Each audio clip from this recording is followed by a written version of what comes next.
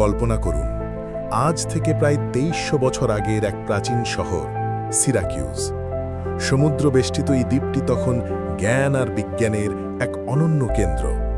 সেই শহরের রাস্তায় একজন মানুষ নগ্ন অবস্থায় দৌড়াচ্ছেন এবং চিৎকার করছেন, ইউরেকা, ইউরেকা, যার অর্থ আমি পেয়েছি, আমি সত্যকে খুঁজে পেয়েছি। মানুষটি কে ছিলেন? কেন তিনি লোকলজ্জার ভয় ভুলে রাজপথে এভাবে উন্মত্তের মতো ছুটছিলেন? তিনি ছিলেন ইতিহাসের সর্বশ্রেষ্ঠ গণিতবিদ এবং উদ্ভাবক আর্কিমিডিস। এটি কেবল একটি গোসলের গল্প নয়, এটি ছিল মানব ইতিহাসের এমন এক মুহূর্ত যা পদার্থবিজ্ঞানের মোড় ঘুরিয়ে দিয়েছিল চিরতরে। আজ আমরা জানব সেই মহাপ্লাবনের সত্য এবং একজন মানুষের অদম্য কৌতূহলের এক অবিস্মরণীয় মহাকাব্য। খ্রিস্টপূর্ব ২৮৭ অব্দ। সিরাকিউস তখন গ্রিক সভ্যতার এক উজ্জ্বল রত্ন। সেখানেই জন্ম নেন আর্কিমিডিস। তার বাবা ফিরিয়াস ছিলেন একজন জ্যোতির্বিজ্ঞানী। ছোটবেলা থেকেই আর্কিমিডিসের রক্তে ছিল জ্যামিতি আর সংখ্যার নেশা।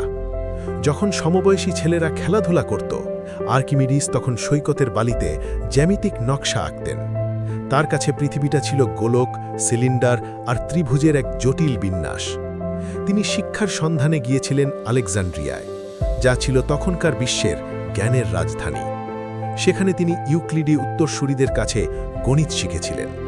কিন্তু আর্কিমিডিস কেবল তত্ত্ব দিয়ে শান্ত হওয়ার পাত্র ছিলেন না।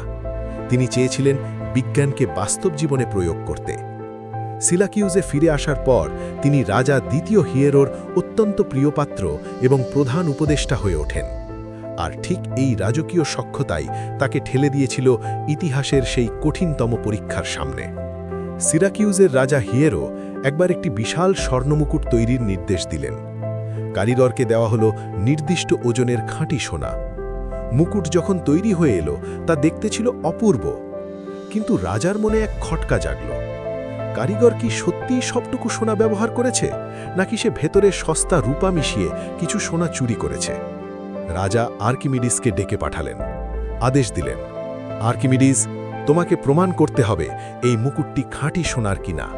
কিন্তু শর্ত একটাই, মুকুটটির কোনো ক্ষতি করা যাবে না, একে গলানো যাবে না বা এক চুল পরিমাণ ভাঙাও যাবে না। আর্কিমিডিস মহাবিপদে পড়লেন।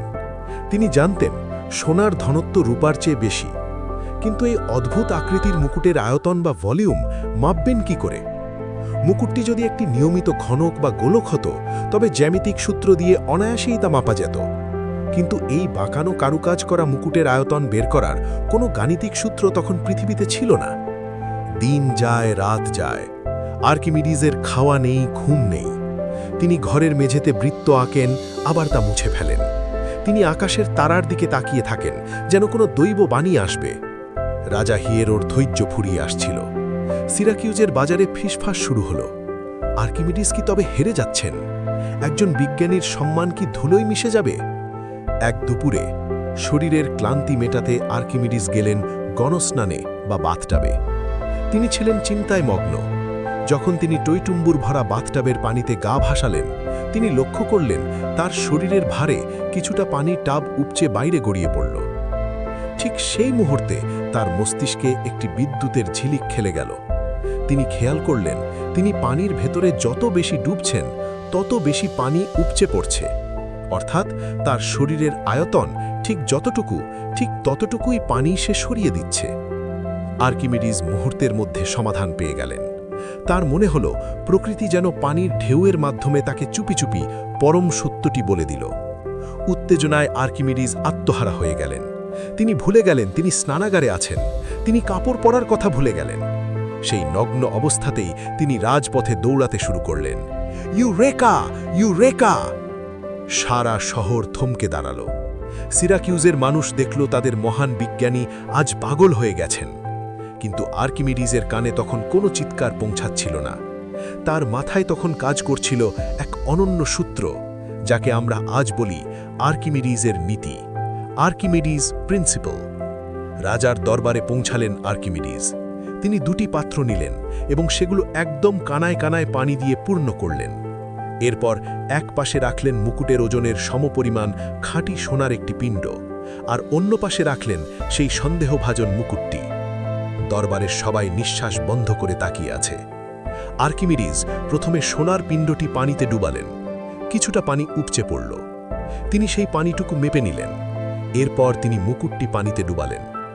দেখা গেল মুকুটটি সোনার পিণ্ডের চেয়েও বেশি পরিমাণ পানি উপচে দিচ্ছে। আর্কিমিডিস রাজাকে বললেন, মহারাজ, সোনা রূপার চেয়ে বেশি ঘন। যদি মুকুটটি খাঁটি সোনা হতো তাহলে এটি ঠিক সমপরিমাণ পানি সরাতো, কিন্তু যেহেতু এটি বেশি পানি সরাচ্ছে তার অর্থ এর আয়তন বেশি, আর আয়তন তখনই বেশি হয় যখন হালকা রূপা সোনার সাথে মেশানো থাকে। কারিগর তার অপরাধ স্বীকার করল। আর্কিমিডিস প্রমাণ করলেন বিজ্ঞান কেবল কল্পনা নয়, এটি এক অমোঘ বাস্তব। কিন্তু আর্কিমিডিসের প্রতিভা কেবল এই গোসলখানায় সীমাবদ্ধ ছিল না। তিনি ছিলেন এমন এক মানুষ যিনি বলেছিলেন, আমাকে দাঁড়ানোর জন্য একটি জায়গা দাও, আমি এই পৃথিবীকেই সরিয়ে দেব। এটি ছিল লিভারের শক্তির ওপর তার অটুট বিশ্বাস। তিনি তৈরি করেছিলেন এমন সব যন্ত্র যা তখনকার মানুষের কল্পনাতীত ছিল। একবার রাজা হিয়েরো একটি বিশাল জাহাজ তৈরি করেছিলেন, সিরাকিউজিয়া। সেটি এতই বড় ছিল যে তা সমুদ্রে নামানো অসম্ভব হয়ে পড়েছিল। আর্কিমিডিস একাই লিভার আর পুলির এক জটিল বিন্যাস তৈরি করলেন।